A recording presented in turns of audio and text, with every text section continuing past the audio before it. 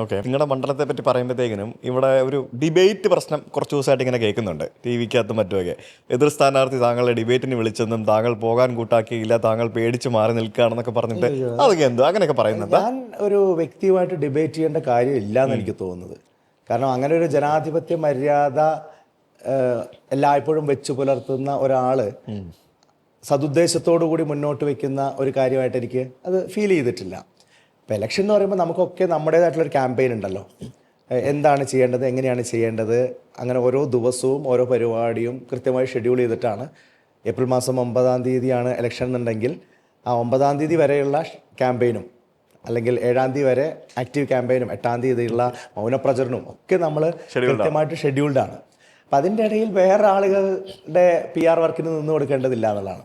അപ്പം അദ്ദേഹത്തെ സംബന്ധിച്ച് ഞാൻ പറയുകയാണെങ്കിൽ അദ്ദേഹം 60 മാസം ഇവിടുത്തെ MLA മന്ത്രിയൊക്കെ ആയിരുന്നപ്പോൾ ഒരു 56-57 മാസവും ഇവിടെ അങ്ങനെ കാണാനൊന്നും ഉള്ള ആ നിലയിൽ അവൈലബിൾ ആയിരുന്ന ഒരാളായിട്ട് എനിക്ക് ഫീൽ ചെയ്തിട്ടില്ല. നാട്ടുകാർക്കും അങ്ങനെ തന്നെയാണെന്ന് എനിക്ക് തോന്നുന്നത്.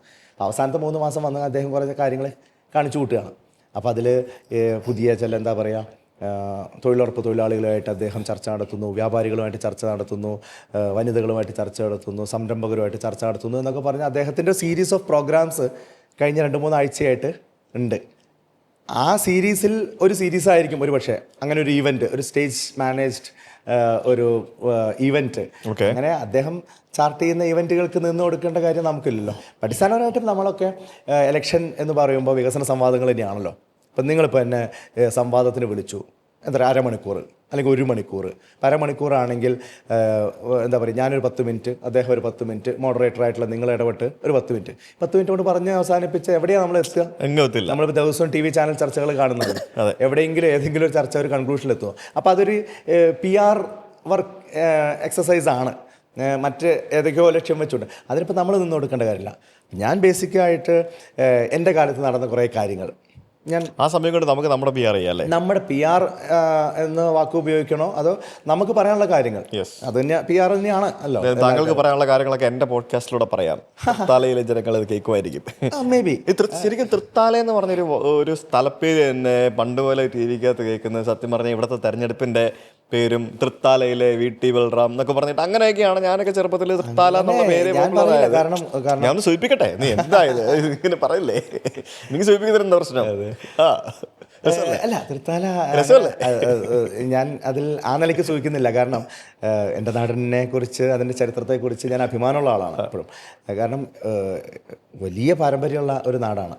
അപ്പം ഇപ്പോൾ ഐതിഹ്യങ്ങളുടെ കാലം തൊട്ട് തൃത്താലയും പരിസര പ്രദേശങ്ങളും വലിയ രീതിയിൽ ശ്രദ്ധിക്കപ്പെട്ടതാണ്. ഇപ്പം പറയപ്പെട്ട പന്തിരുകുലം എന്ന് പറയുന്ന ഒരു ഐതിഹ്യം എല്ലാവർക്കും അറിയാമല്ലോ. അപ്പം അതിനുമായിട്ട് ബന്ധപ്പെട്ട ആളുകളൊക്കെ ഈ ഭാരതപ്പുഴയുടെ തൃത്താലയൊക്കെ ആയിട്ട് ബന്ധപ്പെട്ട പരിസരങ്ങളിലാണ് കൂടുതലുള്ളത്. അപ്പം അങ്ങനെ പല ഇപ്പോൾ ഇവിടെ ഒരു അമ്പലം, പന്നിയൂരമ്പലം എന്നൊക്കെ പറഞ്ഞത് പെരുന്തച്ഛൻ ഉണ്ടാക്കിയ നല്ല മനകളൊക്കെ അതുകൊണ്ട് അഗ്നിഹോത്രിയുടെ ഇല്ലം, അങ്ങനെയൊക്കെയുള്ള പാക്കനാരുടെ ഒരു കാഞ്ഞിരമരമൊക്കെ അവിടെ ഉണ്ട്. അങ്ങനെയുള്ള പലതും ഉപ്പുകൂറ്റൻ എൻ്റെ ബന്ധുക്കളാണ് എന്ന് പറയപ്പെടുന്ന ഒരു എന്താ പറയുക കുടുംബമുണ്ട്. അപ്പം അങ്ങനെയൊക്കെയുള്ള പലതുണ്ട്. അപ്പം ഞാൻ പറഞ്ഞു തന്നത് ആ കാലം തൊട്ട് തന്നെ തൃത്താലി പരിസര പ്രദേശങ്ങളും ഫേമസ് ആണ്. പിന്നെ ഇപ്പോൾ എന്താ പറയുക, നവോത്ഥാന നായകരായിട്ടുള്ള VT ഭട്ടതിരിപ്പാടിൻ്റെ കർമ്മമണ്ഡലമാണ്. അതുപോലെ തന്നെ സ്വാതന്ത്ര്യസമര സേനാനികൾ നിരവധിയായിട്ടുണ്ട്.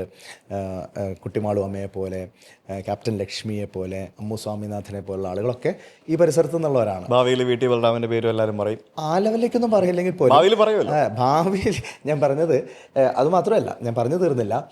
അതോടൊപ്പം പറയുകയാണെങ്കിൽ എന്താ പറയുക, MT വാസുദേവൻ നായരുടെ നാടാണ്, മഹാകവി അക്കിത്തത്തിൻ്റെ നാടാണ്. ഞങ്ങളുടെ നാട്ടിൽ അങ്ങനെ ഒരു പ്രത്യേകത ഉണ്ട്. ഇന്ത്യയിൽ വേറെ എവിടെയും ചിലപ്പോൾ ഉണ്ടായിക്കൊള്ളുന്നില്ല. ഒരു അസംബ്ലി ആണെങ്കിൽ, ഒരു നിയോജകമണ്ഡലം ആണെങ്കിൽ 2 ജ്ഞാനപീഠമുള്ള ഇന്ത്യയിലെ ഒരു പക്ഷേ ഏക നിയോജകമണ്ഡലം ഞങ്ങളുടെ ആയിരിക്കും.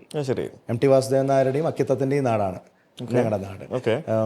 പിന്നെ ഈ ശ്രീധരൻ ഞങ്ങളുടെ നാട്ടുകാരനാണ് യഥാർത്ഥത്തിൽ. അങ്ങനെയുള്ള പല മേഖലകളിലുള്ള ആളുകളുണ്ട്.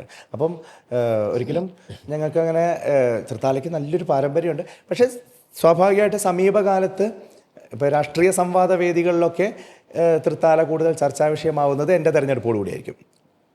അത് 2011 അതിന് കാരണമുള്ളത് 2011 നിയമസഭാ ഇലക്ഷൻ്റെ വോട്ടെണ്ണൽ സമയത്ത് ഏറ്റവും അവസാനം ഡിക്ലെയർ ചെയ്ത ഒന്ന് രണ്ട് സീറ്റുകളിലൊന്ന് ഏറ്റവും അവസാന സീറ്റ് തന്നെയാണെന്ന് തോന്നുന്നു തൃത്താലയാണ്. ഞാനൊക്കെ കൗണ്ടിങ് സ്റ്റേഷനകത്തായിരുന്നു, അതിൻ്റെ ചാനൽ ചർച്ചയിൽ എന്തൊക്കെയാണ് നടന്നിരുന്നത് അറിയില്ല.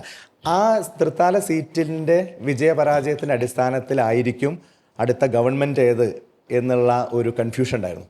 അതായത് വളരെ ടൈറ്റായിട്ട് 68, 72, 69, 71 എന്നൊക്കെ പറഞ്ഞ് നിൽക്കുമായിരുന്നു.